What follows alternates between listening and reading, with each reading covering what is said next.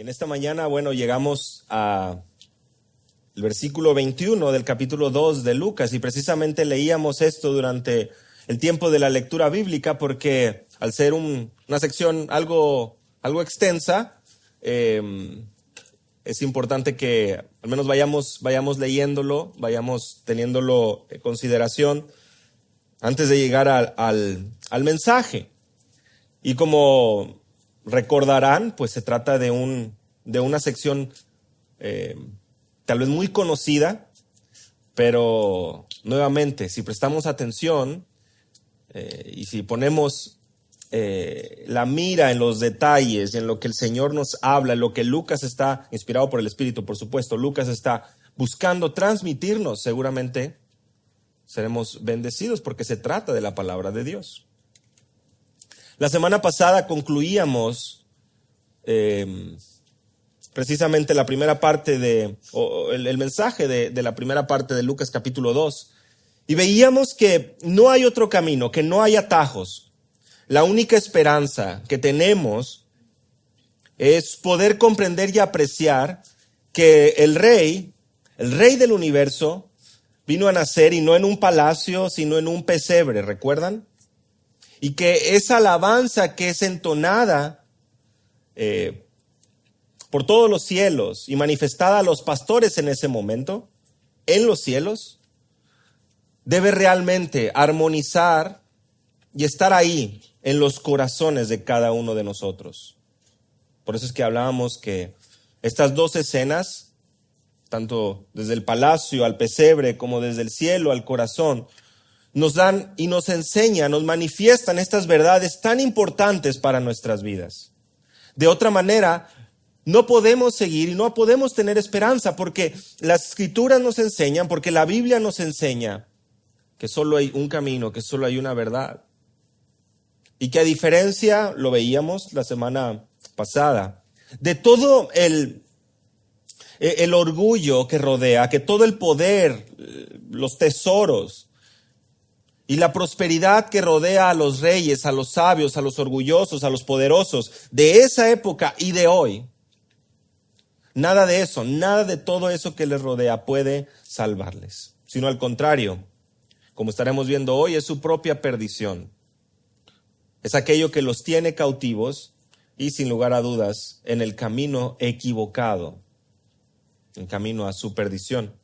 Y en esta mañana, en Lucas capítulo 2, versículos 21 al versículo 40, apreciaremos la fidelidad y la gracia de Dios a través de 3 escenas que nos instruyen en la verdad. En esta sección de Lucas capítulo 2, versículo 21 al 40, vamos a apreciar la fidelidad y la gracia de Dios a través de 3 escenas que nos instruyen en la verdad. La primera escena que veremos es padres obedeciendo. Y esta la veremos del versículo 21 al versículo 24. La segunda escena que veremos son los testigos proclamando. Y es del versículo 25 al versículo 38. Y finalmente, al niño creciendo, versículos 39 y 40. Estaremos viendo estas 3 escenas que van a servir como el bosquejo para nuestro mensaje en esta mañana. Padres obedeciendo, testigos proclamando y un niño creciendo. Prestemos atención a lo que nos dice la palabra de Dios a partir del versículo 21 del capítulo 2 de Lucas. Cuando se cumplieron los 8 días para circuncidarle, le pusieron por nombre Jesús, el nombre dado por el ángel antes de que él fuera concebido en el seno materno. Estamos aquí en esta primera escena que hemos titulado Padres obedeciendo, y que sin duda nos instruyen en la verdad y nos hacen ver de la gracia, de la fidelidad, de la gloria de Dios. Y es que si prestamos atención nos damos cuenta primeramente que estos padres, José y María, estaban sometiéndose y obedeciendo a lo establecido por la ley. Génesis capítulo 17 y Levítico capítulo 12 nos hablan que es precisamente cumplidos los 8 días que debía ser circuncidado todo niño en Israel. De hecho, también lo menciona en el capítulo 1, versículo 59, al hablar de Juan el Bautista. Al 8º día vinieron para circuncidar al niño. Y recordarán ustedes cuando estudiábamos en aquel momento, lo querían llamar Zacarías. Y los padres dijeron, no es Zacarías, es Juan. Y recordamos, lo hemos mencionado me parece en alguna ocasión anterior, que la circuncisión tenía básicamente 3 propósitos, y uno de ellos, por supuesto, era la higiene de aquel momento. Segundo, era precisamente una señal del pacto que Dios había hecho con Abraham, es una identidad nacional con Israel, y esto lo vemos en Génesis. Pero también hay un tercer elemento que es importante mencionar con respecto a la circuncisión, y es que apuntaba a un evento futuro, a una circuncisión del corazón, que se nos habla tanto en Deuteronomio capítulo 30 como en Jeremías capítulo 4.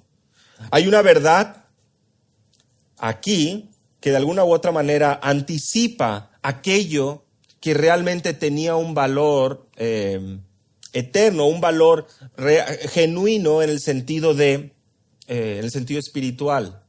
Porque lejos de tratarse solo de un ritual, solo de algo higiénico, solamente de una señal para el resto de las naciones, había algo más importante, y se trataba del corazón.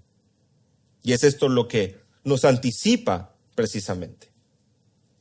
Alguna pregunta, una pregunta que puede surgir a raíz de esto es, ¿ustedes creen que Jesús, el Hijo de Dios, realmente necesitaba ser circuncidado?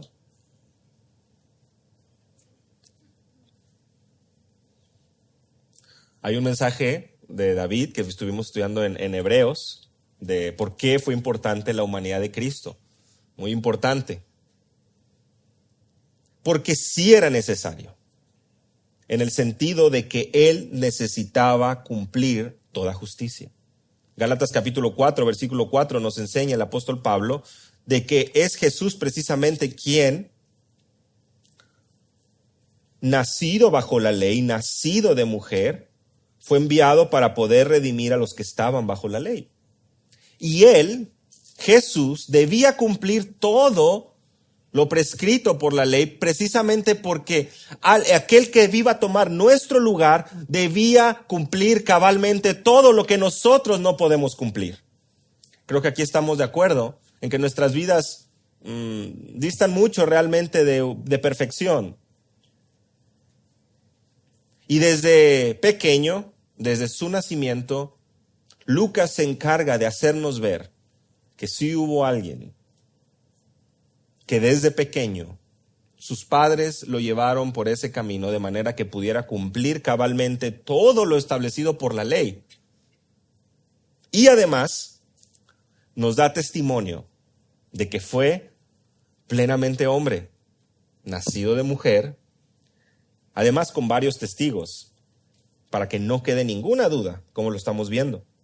Jesús cumplió toda la ley de Dios. Y los padres, ven ahí conmigo el versículo 21, le pusieron por nombre Jesús. Y claramente Lucas nos dice, el cual le había sido puesto por el ángel antes que fuese concebido. Los padres pudieron haberse rebelado también. Los padres pudieron haberle puesto como ellos quisieran, le pudieron haber puesto José si quisieran, siguiendo el ritual, siguiendo a lo mejor la costumbre de aquel momento. Pero nuevamente podemos ver el patrón de esta pareja, el patrón de conducta de este matrimonio. ¿Y cuál era? Obediencia. Padres obedeciendo. Y padres obedeciendo, como lo estamos viendo hasta ahora, la ley de Dios, pero si nos vamos un poquito antes a recordar lo que vimos la semana pasada, ellos, el gobierno, en este caso el gobernante emperador César Augusto, promulga este edicto: todos deben ser empadronados. Yo les digo a ustedes, ¿ustedes creen, les pregunto, ¿ustedes creen que José y María pudieron simplemente hacerse la vista gorda, pudieron haberse quedado en su casa? Oye, mi esposa está embarazada, yo no tengo por qué viajar, no voy a recorrer eso, estoy cuidando a mi mujer. ¿Era una razón válida? Posiblemente sí. Una emergencia médica, ¿verdad? Como esta semana que estaba en una fila, en una cita que tenía de la niña, en un trámite de papelería, y nos dijeron, tienen que apagar todos sus celulares. Y tenía a un joven, un padre de familia que estaba delante de mí, y lo tenía encendido. Y se dio cuenta la guardia, la policía que estaba ahí, y empezó a decirle, no, tiene que salirse. No, es que es una emergencia, decía él. Es que me está escribiendo, me está llamando mi esposa por una emergencia de la bebé. Hay emergencias que suceden. Y él estaba buscando atender esa llamada, trasladándonos muchos años antes. Ahora imagínense ustedes, pues el tipo de cuidados que debía tener José con su esposa, como para decirle, vente, vamos a montarnos a este burrito tal vez, o a este medio de transporte, y como veíamos la semana pasada, 150 kilómetros, súbete y vámonos para allá. Ella tenía una excusa médica, tal vez, pero otra vez, aún en aquellas cosas de la ley civil, José y María mostraban obediencia. Hombres piadosos, matrimonio piadoso, hombres y mujeres. Desde el principio de Lucas, Zacarías y Elizabeth, ¿recuerdan ustedes cómo los describe Lucas? Justos delante de Dios, se conducían de manera intachable, dice el versículo 6. Y Lucas nos está mostrando un patrón de conducta de José y María que de igual manera no buscan sacar provecho de su condición para no cumplir con las leyes civiles. Y esto, desde aquí, creo que debe empezar a mostrar cierto patrón de conducta de aquellos que decimos que honramos a Dios. Pero no queda aquí nada más, sino que a partir del versículo 22, 23 y 24 todavía se nos detalla con mayor claridad esta obediencia a lo establecido por la ley. Y le ponen por nombre Jesús, el cual su equivalente hebreo es Josué, que significa Jehová salva. Y esto también tiene grandes y lindas implicaciones. ¿Por qué? Porque a través de Isaías, en la sección del capítulo 40 hasta el 66, donde se exalta al siervo del Señor, tenemos que es Dios, el Santo de Israel, quien se presenta como tu Salvador. Isaías 43:3, Isaías 45:21, y no hay más Dios que yo, Dios justo y Salvador, ninguno otro fuera de mí. No hay nadie más. Por lo tanto, el mismo nombre, en ese profundo significado hebreo, nos habla de que es Jehová, que es Yahweh quien salva, el Dios de Israel, quien ya había manifestado que fuera de él no había nadie más que salvara, solamente él. Por lo tanto, el establecer y el obedecer por parte de los padres, siguiendo la indicación del ángel, mostraba esa obediencia y también promulgaba, anunciaba y recordaba a la humanidad: es el Señor quien salva, es Jehová de los ejércitos, es Yahweh, el Dios de Israel, el único Salvador. No hay nadie más fuera de él. Y cuando se cumplieron los días de la purificación de ellos, versículo 22, conforme a la ley de Moisés, le trajeron a Jerusalén para presentarle al Señor. Como está escrito en la ley del Señor, todo varón que abriere la matriz será llamado santo al Señor, y para ofrecer conforme a lo que se dice en la ley del Señor, un par de tórtolas o 2 palominos. Ahora, ¿qué les parece si me acompañan a Levítico capítulo 12? Porque es muy importante lo que está sucediendo aquí no es algo inventado por Lucas, no es algo inventado por José y María, sino que están siguiendo aquello establecido por Dios y lo están cumpliendo al pie de la letra. Levítico capítulo 12. Pueden seguirme con su vista, voy a leer a partir del versículo 1 al versículo 8 y seguramente bastantes detalles se les van a hacer conocidos.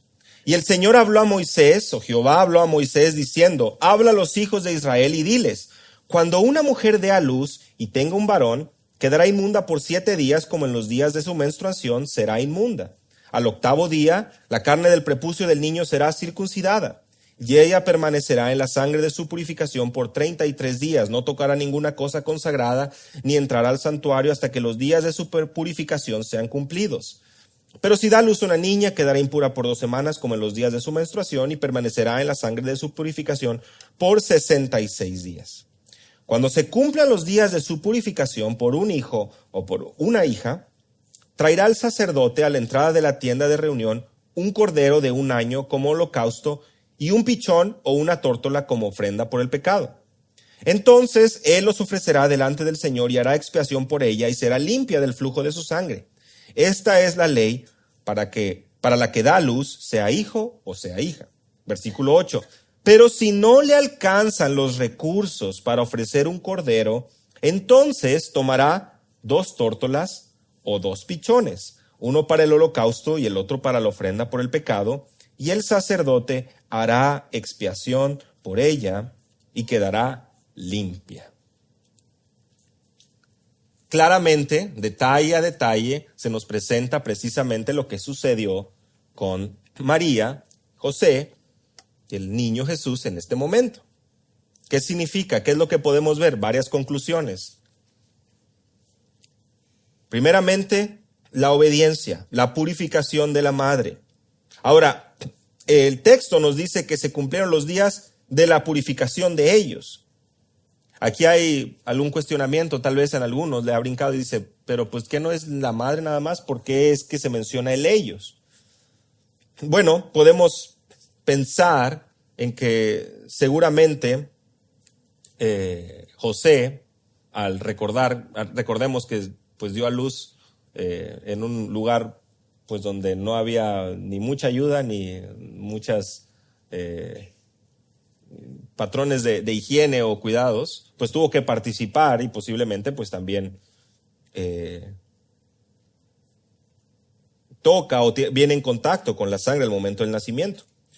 Por otra parte, también podemos ver que al tratarse de la dedicación, ambos padres se presentan, y esto sucede también en 1 Samuel 1:21, donde está Elcana y Ana, por lo que de alguna manera Lucas busca enfatizar que ahí están los dos, que no está nada más María sola, sino que como matrimonio, buscando estar bien delante de Dios y muy posiblemente, como lo vemos aquí, excediendo, yendo un poco más allá, cumpliendo y estando él con ella, pues se nos hace mención de que es la purificación de ambos.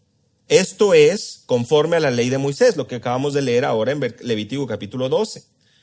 Le traen a Jerusalén para presentarle al Señor. ¿Por qué? Porque había también esta indicación de presentar, de dedicar a todo varón primogénito que, como se menciona aquí, abriere la matriz, y este será precisamente dedicado al Señor.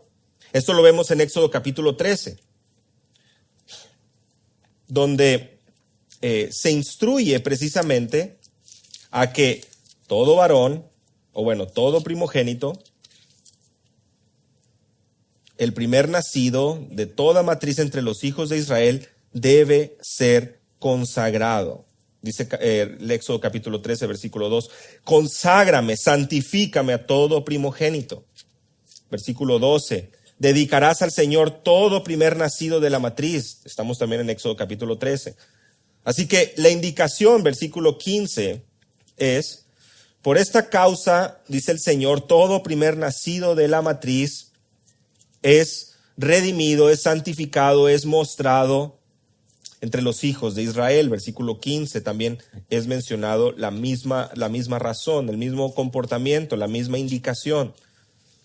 Éxodo capítulo 34, versículo 19, todo primer nacido de matriz me pertenece, y de todo ganado tuyo el primer nacido de vaca y oveja que sea macho. Así que Éxodo capítulo 13, Éxodo capítulo 34 y aún Números capítulo 18 nos habla precisamente de este hecho, de este compromiso, de esta indicación que tenían los hijos de Israel por dedicar a todo primogénito, por presentarlo al Señor, por consagrarlo a Él.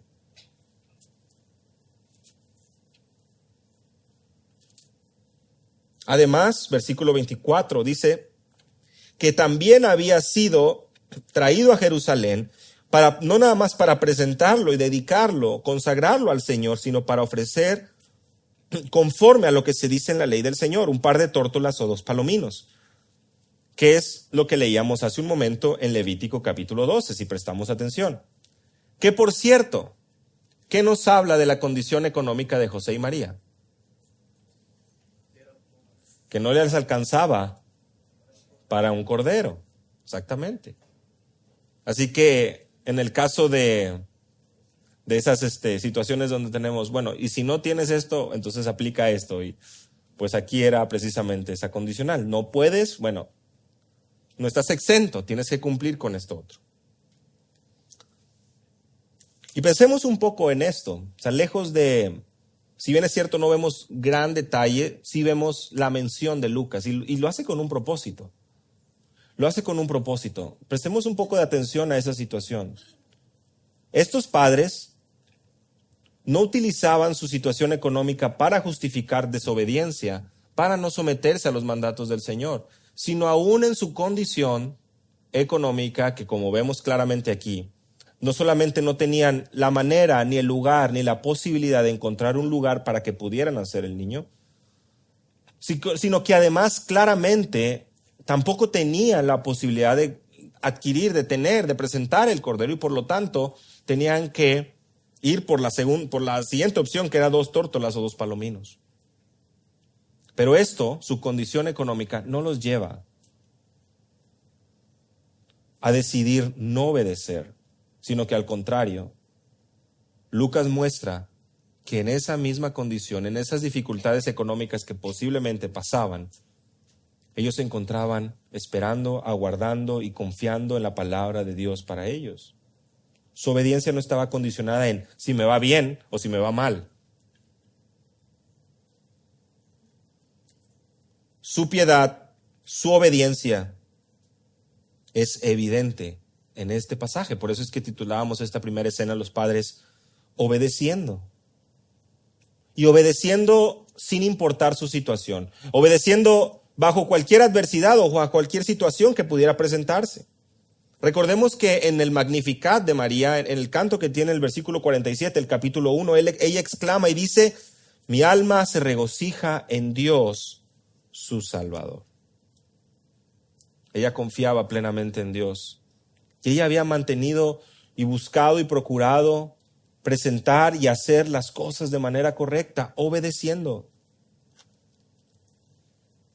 Desafortunadamente hoy se ha buscado cualquier sinfín de pasajes fuera de contexto para enfatizar que el dinero y la riqueza es un signo de que estás bien con Dios, porque una persona, un hijo de Dios, un hijo del rey debe vivir con toda esta situación, ¿no? Acompañado de todo este tipo de riquezas. Pero como lo mencionamos, esto simplemente viene a toparse con pared, con argumentos claramente establecidos en la Escritura, donde vemos que nuestro Señor Jesús, y aún en la escuela dominical mencionábamos el pasaje de los apóstoles cuando estaban ahí en la entrada del templo de la Hermosa. Tengo oro ni plata, pero lo que tengo te doy, algo más valioso que eso. Qué importante es poder meditar y recordar que el mismo Rey del universo no vino en un palacio, vino en un pesebre. Y sus padres, teniendo esta grandísima bendición con ellos, Dios hecho hombre, también se encontraban en una situación difícil, lejos, por así decirlo, de lo más rico de la sociedad en aquel momento. Obedecieron las leyes civiles al irse a empadronar y cumplieron las leyes ceremoniales al ir al templo. Lindo testimonio de José y María. Tampoco es necesario ir más allá. No estamos poniendo en un pedestal tampoco y buscando que María asuma un rol que por supuesto la Escritura no menciona, pero sí como testimonio para nosotros como creyentes. Y esta primera escena lo vemos claramente. Lucas está presentándonos con un propósito. Y de la misma manera, esta segunda escena, Lucas la presenta con un propósito, porque tenemos testigos proclamando. Testigos proclamando. Vean conmigo el versículo 25. He aquí había en Jerusalén un hombre llamado Simeón, Y este hombre, justo y piadoso, esperaba la consolación de Israel, y el Espíritu Santo estaba sobre él. Y le había sido revelado por el Espíritu Santo que no vería la muerte antes que viese al ungido del Señor. Para Lucas es importante que podemos observar que no solamente hay los padres como testigos, sino que ahora se nos presenta un hombre, este hombre llamado Simeón, que es descrito como un hombre justo y piadoso. Simeón significa Dios ha oído. Y el hecho de ser justo y piadoso nos habla de que era un hombre reverente, de que era un hombre cuya justicia estaba anclada en la fe en Dios, como lo sabemos de Abraham. Ellos creyeron el Señor y su fe les es tomada por justicia. Se nos habla de que era un hombre justo y piadoso. Y era un hombre, vean ahí conmigo en la parte final del versículo 25, que esperaba la consolación de Israel y el Espíritu Santo estaba sobre él. Sabemos, porque lo hemos estado mencionando con anterioridad, que la labor del Espíritu Santo, la manera que el Espíritu Santo obraba antes del nuevo pacto, antes de nuestro Señor Jesucristo y su ministerio, es que el Espíritu Santo capacitaba a las personas en el Antiguo Testamento para realizar algo especial. Lo vemos en el tiempo de los jueces, lo vemos en la vida de Saúl, lo vemos en la vida de David.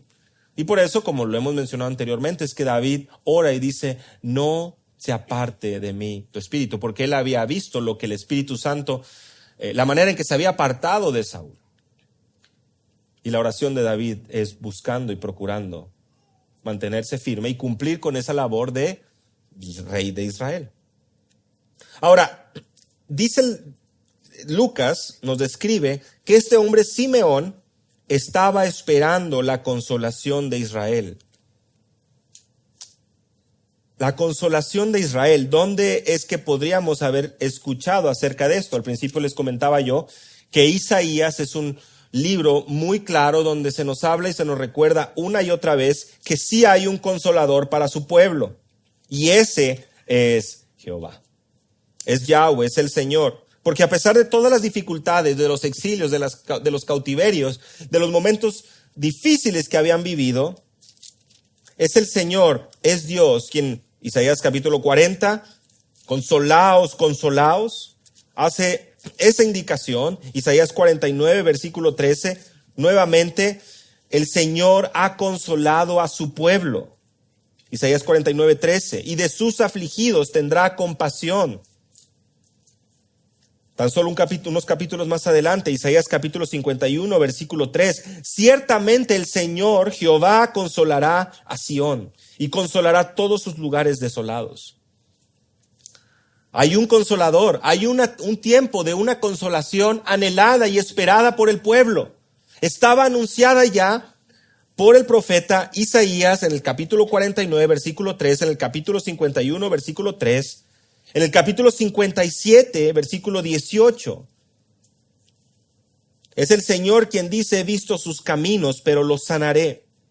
Lo guiaré y le daré consuelo a él y a los que con él lloran, poniendo alabanza en los labios. El consuelo no es un elemento, no es una palabra que simplemente se le ocurrió poner a Lucas ahí, sino que nos habla de una realidad para el pueblo, donde por fin encontrarían esa paz que necesitaban. Un consuelo, como saben ustedes, es cuando se acerca a alguien con una persona que está triste, que está afligida, que está en un dolor. Realmente la palabra puede ser usada de manera muy liviana, ¿verdad? O sea, puede ser que la persona haya que consolarlo porque perdió su equipo de fútbol. Pues hay cosas más importantes por las cuales consolar a alguien. Y en el caso y el contexto que vemos aquí es precisamente por esta realidad de que Israel, el pueblo de Dios, había sufrido tanto a causa de su desobediencia, pero el Señor lo dice una y otra vez, yo no me he olvidado de mi pueblo. Y ahora Simeón, ansioso y expectante de esto, nos anuncia que hay una consolación. Pero Lucas también utiliza el consuelo, o más bien, el ministerio de nuestro Señor Jesús menciona también el consuelo en un contexto diferente. Y es en ese contexto que Lucas también hace el énfasis al mencionarlo en el capítulo 6, versículos 23 y 24. Si prestamos atención en Lucas capítulo 6, 23 y 24,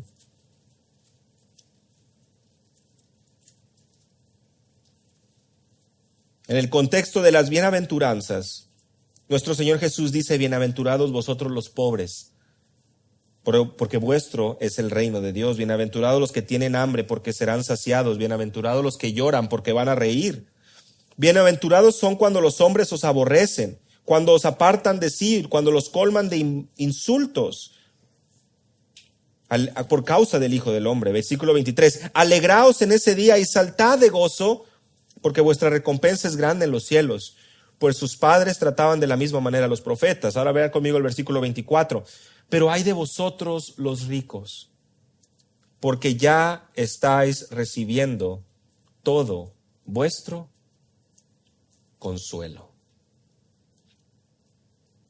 Recuerdan que a lo largo de estos 2 capítulos hemos mencionado esta gran reversión. Señor Jesús no vino por aquellos que ya estaban saciados, por aquellos que en sus riquezas ya habían encontrado su consuelo, los ricos. Y no es que estemos hablando o que el contexto o que la palabra nos enseñe que una persona a la que Dios prospera con recurso económico inmediatamente está perdida. Pero a la luz del contexto y a la luz de lo que estamos viendo, es claro que estos ricos a los que se hace énfasis son aquellos que ya han encontrado su consuelo. ¿En dónde? En sus riquezas. Por eso es que son bienaventurados los pobres, bienaventurados los que entienden su necesidad, que si bien es cierto por fuera pueden estar prosperando, pero en su corazón saben que nada de eso puede llenar su necesidad. Los hambrientos, los que continuamente muestran ese deseo y ese anhelo por aprender, por atesorar, por adquirir mayor conocimiento de Dios verdadero, de Dios vivo. Los que lloran a causa de lo que sucede en el mundo, los que lloran a causa de su propio pecado, de la lucha que llevan, los que lo llevan a la humillación de sentirse que necesitan cada día más de Dios y que lejos de confiar en sus propias fuerzas, solamente pueden depender del Salvador, de aquel que traería consuelo a sus hijos, el verdadero consolador. ¿Se dan cuenta cómo Lucas hace ese zoom ahí, ese acercamiento y esa conexión para darnos cuenta que mientras había aquellos que estaban esperando la consolación de Israel, por otra parte, había otros que ya tenían su consuelo y por lo tanto no necesitaban? Empieza a notarse el rechazo de la sociedad en aquel momento. El rechazo, porque como lo sabemos, Juan capítulo 1, a los suyos vino, los suyos no le recibieron. Pero Simeón va a seguir profundizando en esto una vez que comienza con su profecía, que comienza ya a partir del versículo 29. Y el Espíritu Santo le había revelado, dice el versículo 26, o le había sido revelado por el Espíritu Santo, que no vería la muerte antes que viese al ungido de Dios, al ungido del Señor. Qué preciosa promesa, ¿no? Un hombre piadoso, un hombre justo, en quien Dios se complace y le hace llegar pues un regalo precioso. No va a morir sin ver al Cristo, al ungido. Recuerda la palabra Cristos, esta palabra ungido, al Mesías. Versículo 27, y movido por el Espíritu vino al templo. No es cualquier casualidad, como lo hemos estado viendo desde el inicio del capítulo 2.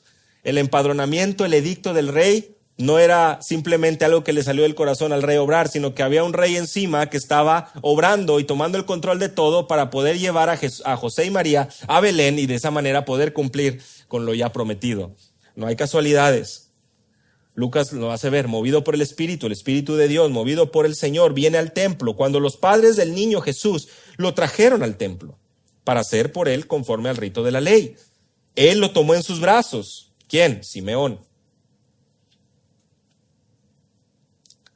Y bendijo a Dios diciendo: ahora, Señor, despide a tu siervo en paz, conforme a tu palabra, porque han visto mis ojos tu salvación, la cual has preparado en presencia de todos los pueblos, luz para revelación a los gentiles y gloria de tu pueblo Israel. No hace falta decir mucho para darnos cuenta que aquí vamos a pasar algo de tiempo, ¿no? Parece ser que aquí hay mucho que examinar. Bueno, comencemos primero entendiendo, ¿no?, en la proclamación de los testigos, que es Simeón, traído por el Espíritu, encuentra justamente en el momento correcto a José y María, lo toma en sus brazos y bendice a Dios de la siguiente manera. Ahora, Señor, despides a tu siervo en paz conforme a tu palabra.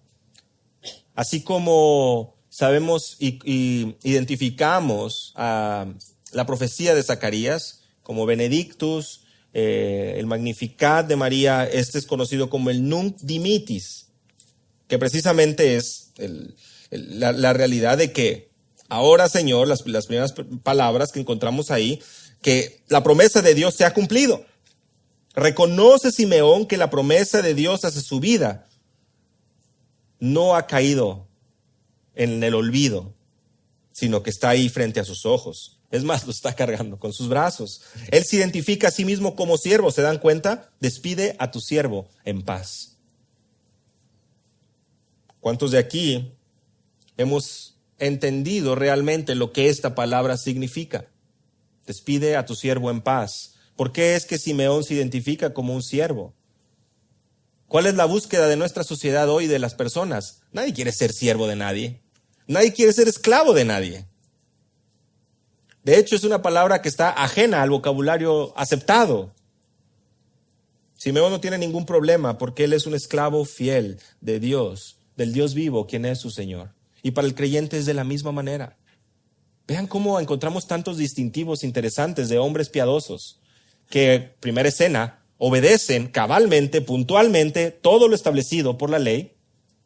Y ahora en esta segunda escena, los testigos proclamando, encontramos también esa identificación de ser siervos del Señor, del Dios verdadero.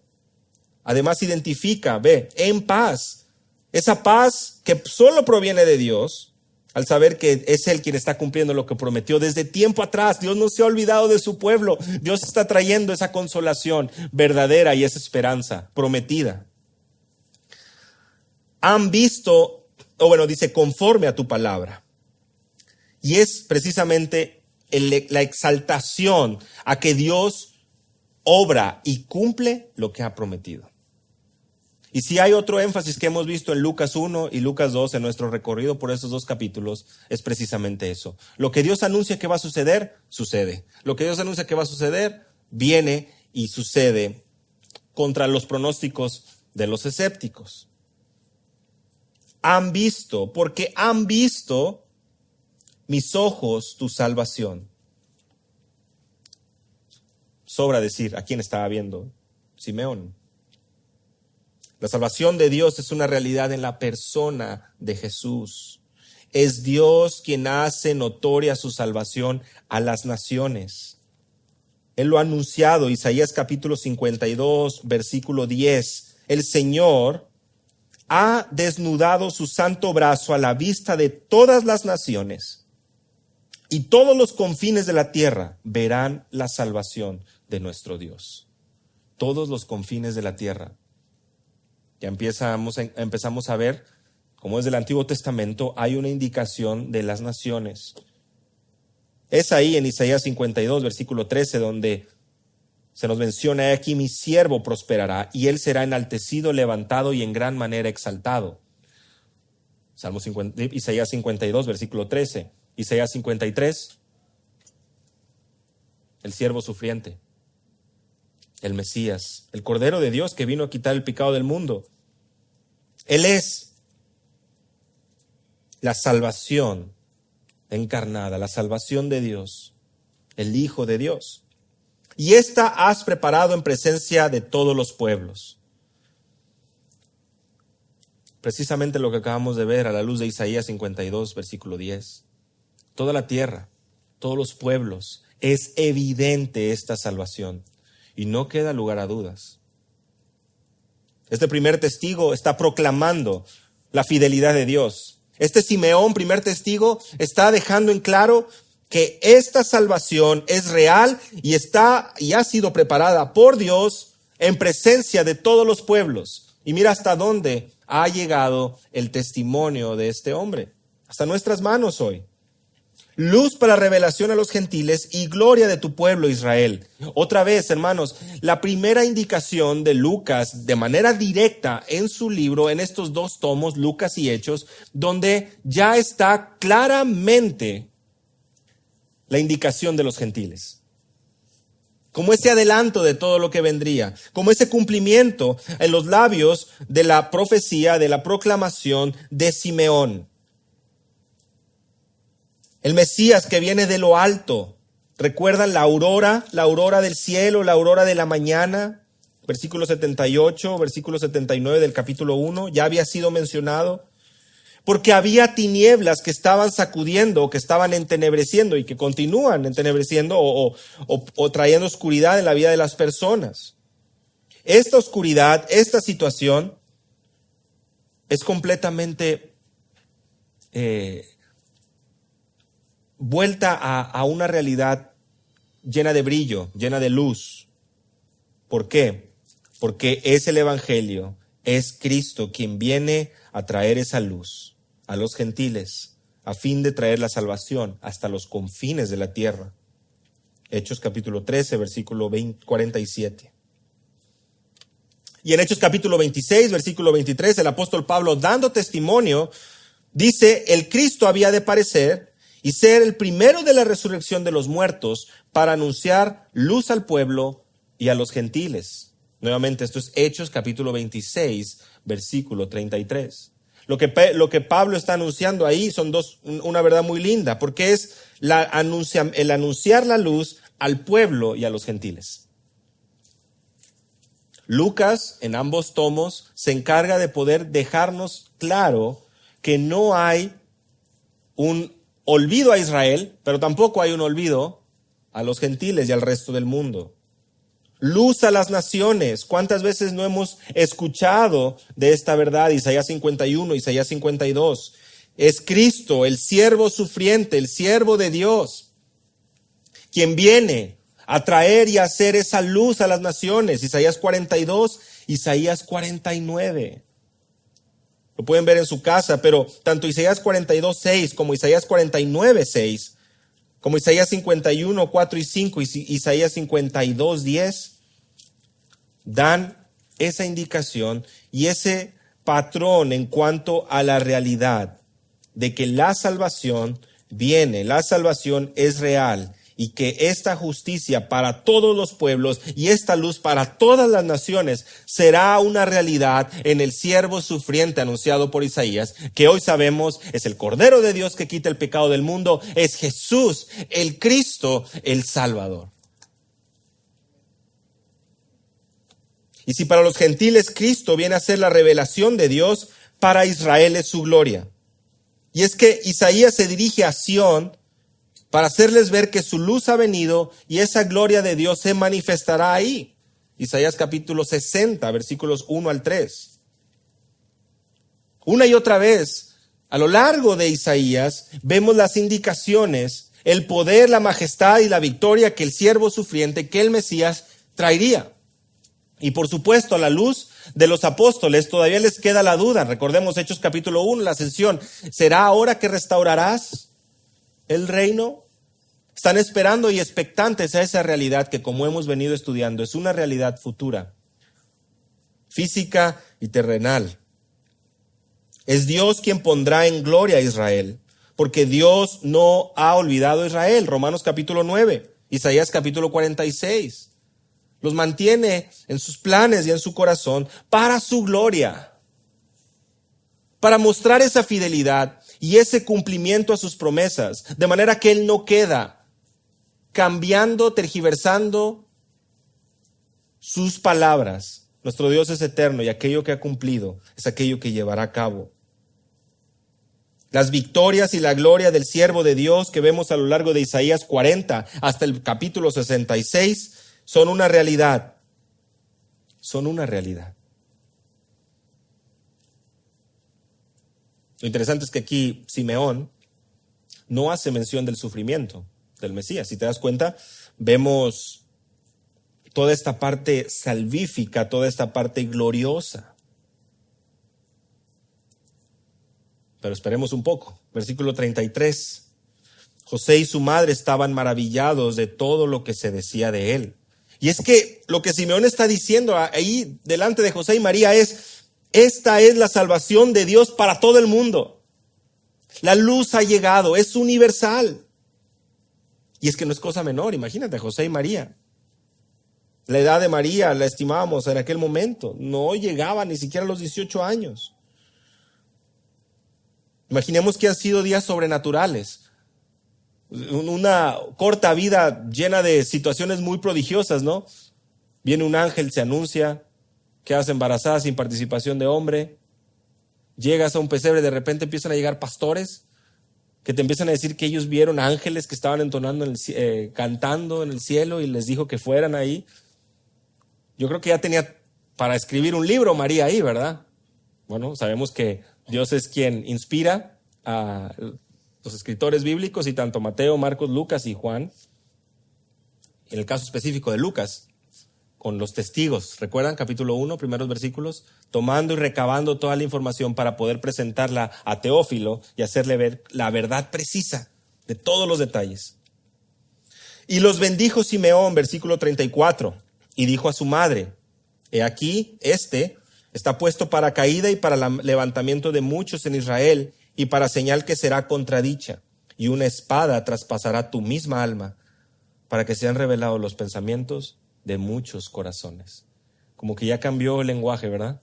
Como que ya todas esas cositas lindas y gloriosas y testimonio tan agradable. Ahora Simeón se dirige a María, aquella que estaba guardando todo en su corazón, ¿recuerdan? La semana pasada estudiábamos cómo ella meditaba y guardaba. Las palabras son claras: está puesto para caída y para levantamiento de muchos en Israel, y para señal que será contradicha. Lejos de ser un mensaje muy alentador, es realista, y también es anunciado ya en Isaías capítulo 8, versículos 14 y 15, esta piedra angular, esta piedra que sería de tropiezo para algunos. Isaías 28, Romanos capítulo 9.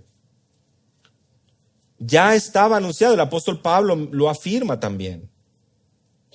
Al momento de proclamar el primer capítulo de Corintios, Primera de Corintios, dice: nosotros predicamos a Cristo crucificado, piedra de tropiezo para los judíos y necedad para los gentiles.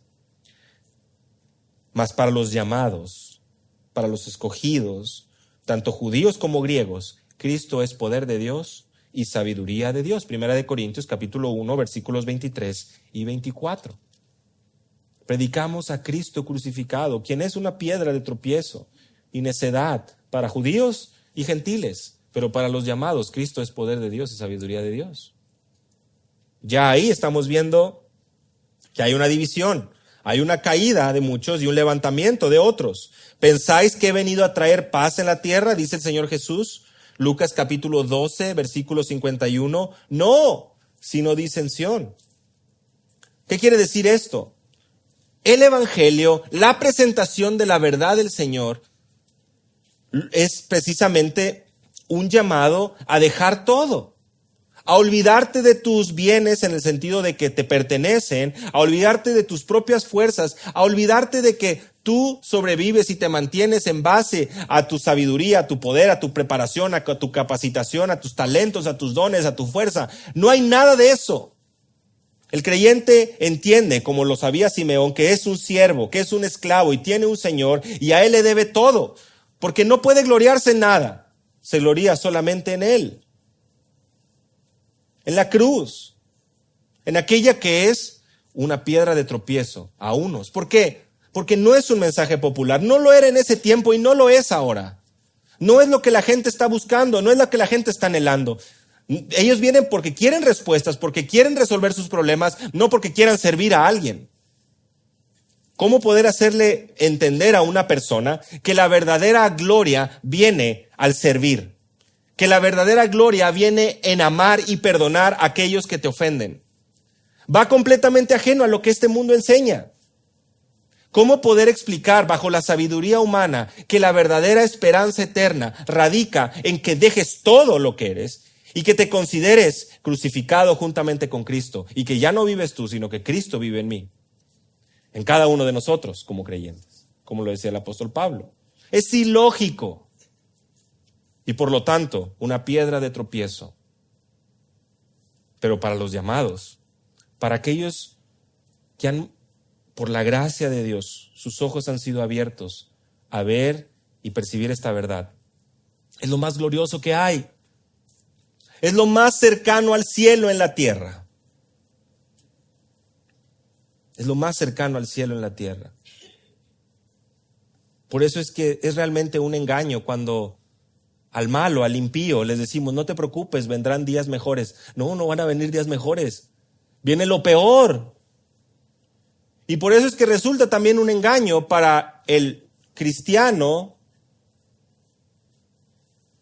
aparente que confía y dice, es que ahora voy a vivir mi mejor vida.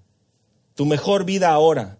No, nuestra mejor vida nunca va a ser ahora, porque aspiramos al cielo, porque anhelamos el cielo, porque buscamos nuestra morada celestial. De ninguna manera nuestros días en esta tierra se van a comparar con la gloria.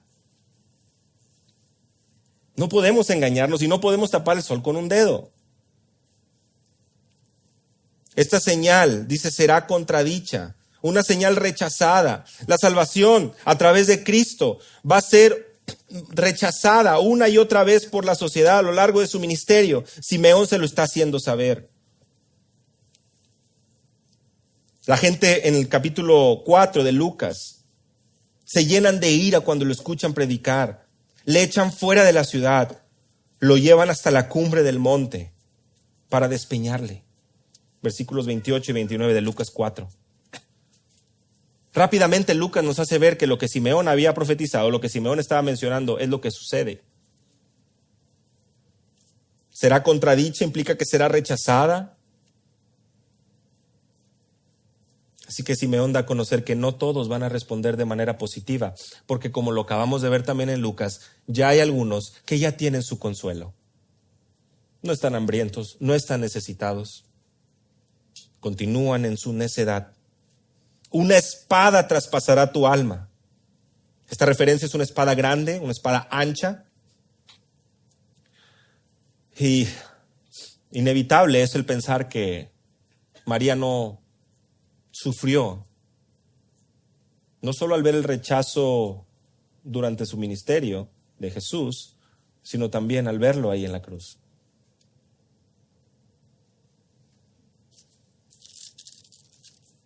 De hecho, aún en el mismo capítulo 2, al final, podemos ver un pequeñito detalle, un pequeño adelanto de esta situación de María, de esta preocupación que llenaría su corazón. Porque estando niños, ¿recuerdan? No lo encontraban. Tuvieron que volver a Jerusalén a buscarle. Y le dicen, ¿por qué nos has tratado de esta manera? Tu padre y yo te hemos buscado llenos de angustia. Sabemos las palabras de nuestro Señor Jesús. ¿Por qué me buscabas? ¿Acaso no sabías que me era necesario estar en la casa de mi padre? No iba a ser fácil para María. Pero esta venida del Mesías, esta palabra y este tiempo que él pasaría en la tierra sería para revelar los pensamientos de muchos corazones. Y es eso lo que sucede. Y hoy, delante de ti, es expuesta tu lealtad. ¿A quién estás mostrando lealtad? ¿En quién estás mostrando tu confianza? ¿Hacia dónde estás apuntando tu vida? Tu corazón, los pensamientos de tu corazón son expuestos a la luz de la Biblia. Y es por eso que la gente tampoco quiere acercarse a la palabra. Pensar en su propia vida, en el fracaso que es, en la soledad que hay ahí adentro, en la tristeza en las noches, en la rutina, en la búsqueda de salir de esa rutina, en la búsqueda de hacer más dinero, en la búsqueda de tener más posesiones, de ser feliz, de hacer lo que yo quiera. En esa búsqueda constante, al levantarse y al vivir, busca opacarla, engañarse y no ser expuesto y no pensar en eso. No nos gusta pensar en la soledad, no dediquemos tiempo para pensar en esas cosas. La palabra de Dios, el ministerio de Jesús, su palabra, que es viva y es eficaz, manifiestan y hacen ver la lealtad de nuestro corazón y el significado real de lo que atesora realmente nuestra vida, nuestras prioridades en esta tierra. Y estaba ahí, versículo 36, Ana, profetisa, hija de Fanuel, de la tribu de Aser, de edad muy avanzada. Había vivido con su marido 7 años desde su virginidad y era viuda hacia 84 años y no se apartaba del templo, sirviendo de día y de noche con ayunos y oraciones. Esta, presentándose en la misma hora, daba gracias a Dios y hablaba del niño a todos los que esperaban la redención en Jerusalén. Avanzando un poco más rápido, segundo testigo. Ana, mujer, profetisa de la tribu de Aser. Es una de las 10 tribus del norte. Se mencionan en 2 de Crónicas, capítulo 30, versículos 6 y el 11. Ella se nos menciona que es de edad muy avanzada. Podemos ver claramente que la hace ver mayor a los ojos de la sociedad, posiblemente más respetable. Había vivido con su marido 7 años desde su virginidad, posiblemente con la costumbre de aquel momento, se casaban a los 13, 14, tal vez 15 años. Por lo tanto, para los 20 y tantos ya había quedado viuda. Y tenía 84 años ya en esa condición. Pero ella había decidido demostrar una vida de servicio y devoción a Dios. Lo que vemos ahí, no se apartaba del templo, de día y de noche servía con ayunos y oraciones. Así que Lucas, otra vez, con gran detalle nos presenta que esta mujer era piadosa. Su testimonio no está en entredicho porque era una mujer temerosa de Dios, al igual que Simeón. En otras palabras, y para hacerlo breve, Simeón está diciendo, aquí están 2 testigos del nacimiento de Jesús, y estos testigos no son cualquiera. No me los traje de la calle, no los estoy inventando. Son personas que genuinamente estaban esperando la consolación de Israel y la redención en Jerusalén. Es lo que nos dice la parte final del versículo 38. Porque no podemos decir la casualidad, pero por la providencia de Dios, esta se presenta en la misma hora. Versículo 38. Y daba gracias a Dios y hablaba del niño a todos los que esperaban redención en Israel. Ella llega en ese momento, se los encuentra y salen 2 acciones. Ella daba gracias a Dios. Una característica de una vida piadosa es agradecida. Lo veíamos en el estudio bíblico en Saltillo el jueves. Una vida agradecida con el Señor. Un corazón que rebosa en gratitud. Una manera palpable de saber si una persona realmente es devota al Señor es que es agradecida. No solo a la hora de los alimentos, al empezar el día, al culminar el día, cuando encuentra que ha sido Dios quien provee todo lo que necesita. El ser agradecidos es una disciplina que viene de un corazón genuino, que ha sido transformado. Y ella hablaba del niño a todos los que esperaban la redención en Jerusalén, de manera paralela, ¿no?, a lo que se nos menciona en el versículo 25, aquellos que esperaban de la consolación de Israel. Esta consolación en Israel, esta redención en Jerusalén, es aquello que anhelaba el alma de estos testigos. Ambos, hombre, mujer. Seguramente Simeón también de edad avanzada, lo sabemos, o podemos percibirlo por precisamente la promesa que Dios hace y cómo él, pues básicamente se despide, ya que puede ver al niño. En la soberanía de Dios es un hombre, una mujer, 2 testigos, y también cumpliendo lo que la ley había establecido, porque por la boca de 2 o 3 testigos es que se decidirían los asuntos. Interesante es poder ver que no es casualidad. No es casualidad. Los padres muestran una devoción y una obediencia profunda a la ley. Los testigos proclaman y manifiestan y hacen saber a todos los presentes que la salvación y la redención de Israel ha llegado. Y finalmente, Lucas nos presenta que el niño crecía. Que el niño crecía. Se cumplió todo lo prescrito en la ley del Señor. Volvieron a Galilea, a su ciudad de Nazaret. Y el niño crecía y se fortalecía y se llenaba de sabiduría, y la gracia de Dios era sobre él. La ley fue cumplida en cada detalle. En este relato vemos a mujeres y hombres piadosos, comprometidos y expectantes de lo que Dios iba a hacer, confiando en el Dios justo y verdadero, que es fiel a sus promesas. Y el verso 40 enfatiza la humanidad de Cristo. Otra vez, nuestro hermano David compartió un mensaje de por qué era necesaria la humanidad de Cristo. Lo podemos encontrar ahí en el sitio de internet. Pero hermanos, este detalle importa.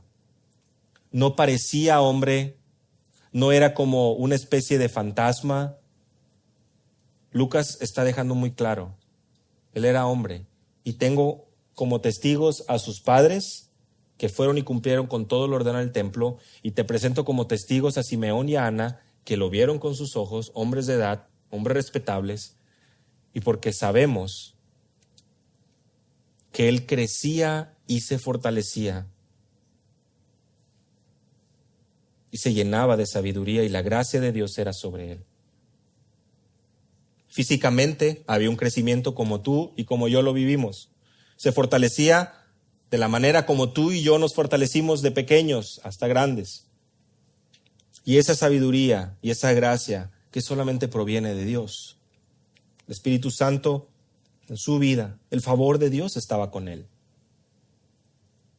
Estas tres escenas, los padres obedeciendo, los testigos proclamando y el niño creciendo, nos instruyen en la verdad de que debemos tener como creyentes un compromiso con la ley de Dios, porque es el patrón que encontramos. Un compromiso con las leyes civiles, porque es el patrón que encontramos. Romanos capítulo 13 es muy claro. Nos sometemos porque nos estamos sometiendo a Dios y porque encontramos en esto nuestro deleite y nuestro gozo, porque de la misma manera hay una verdad trascendental. Si somos sus hijos, somos sus siervos y vivimos para Él y nos rendimos a Él, porque sabemos que nuestra mejor vida nunca va a ser en esta tierra, sino nuestra morada celestial por la eternidad. No por 40, 50, 60 o 70 años. Es como la niebla, se va a ir. Nos instruyen en la verdad estas tres escenas porque vemos el cumplimiento de las promesas de Yahweh, de Dios, del Señor. Porque vemos su fidelidad para su pueblo. Maravillémonos de nuestro Dios. Muchas veces queremos solamente las cosas prácticas y llegar al sermón e irnos con cosas para hacer. Deleitémonos en admirar a nuestro Dios, su majestad, su fidelidad, su gloria, y esta que realmente repercuta y dirija nuestros corazones en obediencia, en sumisión y en vidas comprometidas con su verdad. Nos instruyen en una preciosa verdad estas tres escenas, y es nuestro Señor fue plenamente, completamente hombre. Y por lo tanto, el sacrificio perfecto y la vida perfecta, de manera que hoy nosotros podemos tener esperanza para el perdón de nuestros pecados. Todas estas son preciosas verdades que las tres escenas dan testimonio de. Y no se trata de mensajes escondidos, mensajes subliminales ahí, ¿no, verdad? Claramente vimos ahí a Lucas con detalles, con nombres específicos. La redención de Israel, la consolación de Jerusalén ha llegado. Y hoy, la luz para todos los pueblos, salvación para los gentiles y gloria para Israel.